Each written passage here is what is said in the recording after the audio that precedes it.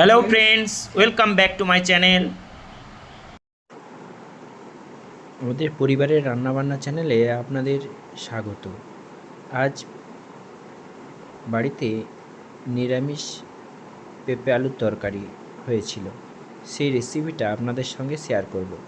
প্রথমে কড়াইতে তেল গরম করে শুকনো লঙ্কা ফোড়ন দিয়ে পেঁপে এবং আলুগুলো ভালো করে কষে নেব। কষা কষা হয়ে গেলে এর মধ্যে সামান্য পরিমাণে নুন দিয়ে ভালো করে ভেজে তুলে নেব। এরপর ওই কড়াইতেই তেল দিয়ে আদা টমেটো বেটে রেখেছিলাম সেটা দেওয়ার পর ভালো করে নাড়াচাড়া করতে থাকব।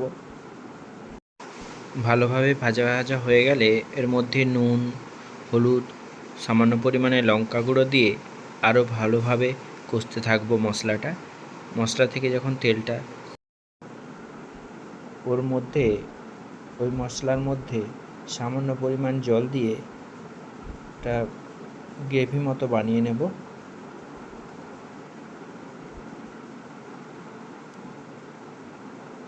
ওটা ভালোভাবে ভাজা ভাজা হয়ে যাওয়ার পর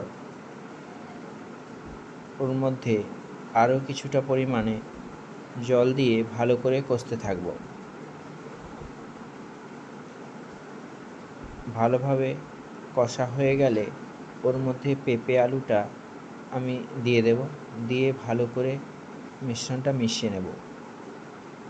কাজু পোস্তর একটা পেস্ট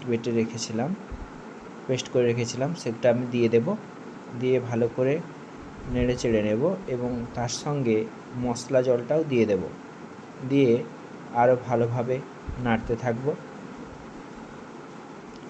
এরপর ওর মধ্যে একটা বাতাসা দিয়ে ভালো করে মিশিয়ে নেব।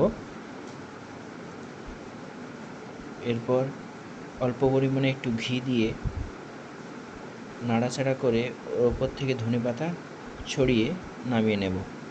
আমার পেঁপে আলুর তরকারি রেডি।